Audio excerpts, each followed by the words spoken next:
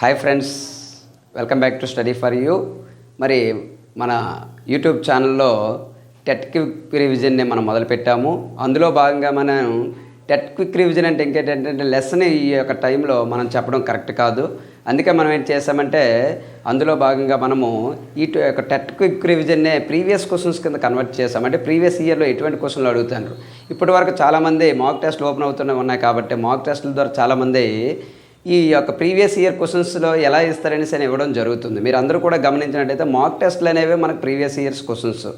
So దాన్ని ఏ విధంగా question రూపాలు ఇస్తాడో మనం ఏ యొక్క లెసన్ ఎలా చదవమనేసి ఒకసారి అనాలిసిస్ చేసుకుంటూ ఉంటాం. కాబట్టి అందులో భాగంగానే మనం ఏంటంటే గత సంవత్సరంలో ఇచ్చినటువంటి ప్రీవియస్ ఇయర్స్, అది 2022 అవ్వచ్చు, గత సంవత్సరం జరిగినటువంటి టెట్లు అవ్వచ్చు, ఇటువంటి అంతకుముందు జరిగినటువంటి ప్రతి టాపిక్ నుండి కూడా, ప్రతి లెసన్ నుండి కూడా మనము ప్రతి సబ్జెక్ట్ నుండి కూడా కొన్ని అలాగే ప్రీవియస్ ఇయర్లో క్వశ్చన్స్ ఏ విధంగా ఇస్తారో మనం దాని గురించి డిస్కషన్ చేద్దాం ఈ వీడియోలో.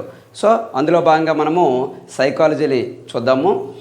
మొదటిగా జైవిక వ్యక్తి మానవత్వం గల వ్యక్తిగా మారే ప్రక్రియ. చూడండి, ఈ యొక్క క్వశ్చన్లో మన ఆప్షన్ ద్వారా వెళ్ళినట్లయితే ఏ శారీరక వికాసం, బి జ్ఞాన వికాసం, బి జీవ వికాసం, సి జ్ఞాన వికాసం, డి సాంఘిక వికాసం. ఒకసారి ఈ క్వశ్చన్ మనం అనాలిసిస్ చేసుకుని జైవిక వ్యక్తి మానవత్వం గల వ్యక్తి. మానవత్వం అనేది ఎక్కడ జరుగుతుందంటే సమాజంలో తిరిగినట్లయితే అంతే మంచి చెడు అనేది జరుగుతూ ఉంటుంది. అప్పుడు దాన్ని బట్టి అయితే సాంఘిక వికాసంగా చెప్పవచ్చు. దీని యొక్క ఆన్సర్ మనము జైవిక వ్యక్తి మానవత్వం గల వ్యక్తిగా మారే ప్రక్రియని ఏ యొక్క వికాసంలో చూడవచ్చు అంటే సాంఘిక వికాసంలో చూడవచ్చు. సాంఘిక వికాసంలో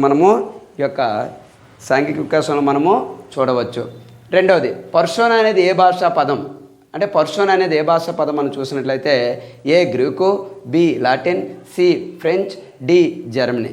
ఇదివరకే మనం చూసినట్లయితే మన యొక్క యూట్యూబ్ ఛానల్లో ఈ యొక్క ఏ భాషా పదం అనేసి ఒక 2 వీడియోలు మనం చేయడం జరిగింది. ఆ వీడియోలు చూస్తే మీకు ఖచ్చితంగా ఒక బిట్, ఎందుకంటే మన ప్రీవియస్ ఇయర్లో ఖచ్చితంగా ఏ భాషకు చెందినటువంటి పదాలు అనేసి ఒక మూల భాష పదం ఏదనేసి అని మనకు అడగడం జరుగుతుంది. సో పర్సోనా అనేది ఏ భాషా పదం అంటే లాటిన్ భాషా పదం.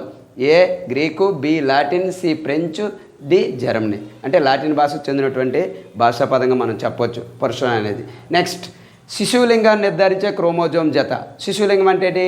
ఆడ శిశువు, మగ శిశువు అనేది నిర్ధారించినటువంటి క్రోమోజోమ్ జత అనేసి మనం ఏ జతను చెప్తామంటే ఏ 21, బి 23, సి 11, డి 1. అంటే ఇక్కడ విషయం ఏంటంటే శిశువులింగాన్ని నిర్ధారించే క్రోమోజోమ్ జత ఎన్నో జత దగ్గర అంటే 23వ జత దగ్గర.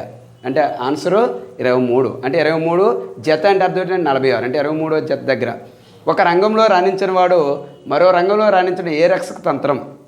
ఏ విస్థాపనం, బి ప్రతిగమనం, సి తదాత్మీకరణం, డి పరిహారం.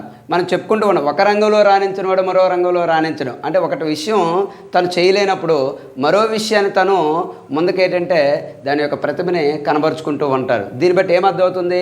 పరిహారం అనేది చెప్పుకోవచ్చు. అంటే ఒక రంగంలో రాణించిన వాడు మరో రంగంలో రాణించడానికి ఏ రక్షక తంత్రం అంటే మనకి పరిహారంలో అని చెప్పుకోవచ్చు.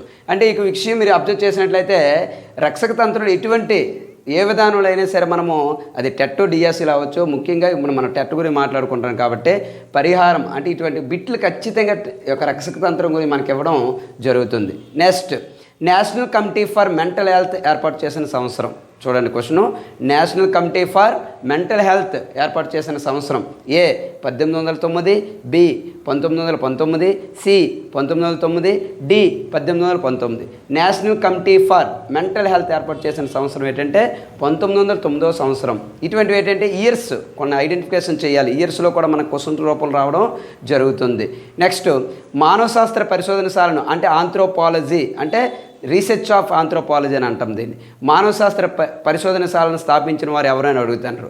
ఏ Rousseau, B Francis Galton, C John Dewey, D Sigmund Freud. మానవ శాస్త్రము అనేటప్పుడు మనకు గుర్తు రావాల్సింది ఏంటంటే ఫ్రాన్సిస్ గాల్టన్. సో ఇటువంటి వీడియోస్ కోసం మన ఛానల్ని ఎప్పుడు కూడా మీరు చూసి మన ఛానల్ సబ్స్క్రైబ్ చేస్తూ ఉండండి. మరొకసారి రివైజ్ చేసుకుందాం ఈ యొక్క ఆన్సర్స్ని. జైవిక వ్యక్తి మానవత్వం గల వ్యక్తిగా మారే ప్రక్రియ ఏంటంటే సాంఘిక వికాసం. పర్సోనా అనేది ఏ భాషా పదం అంటే లాటిన్ భాషా పదం. శిశువులింగాన్ని నిర్ధారించే క్రోమోజోమ్ జత ఏంటంటే 23వ జత. ఒక రంగంలో రాణించినోడు మరో రంగంలో రాణించిన ఏ రక్షక తంత్రం అంటే పరిహారం. National committee for mental health ఏర్పాటు చేసిన సంవత్సరం ఏంటంటే 1909. మానవ శాస్త్ర పరిశోధనశాలను స్థాపించిన సంవత్సరం ఏంటంటే మానవ శాస్త్ర పరిశోధనశాలను స్థాపించిన వ్యక్తి ఎవరంటే ఫ్రాన్సిస్ గాల్టన్.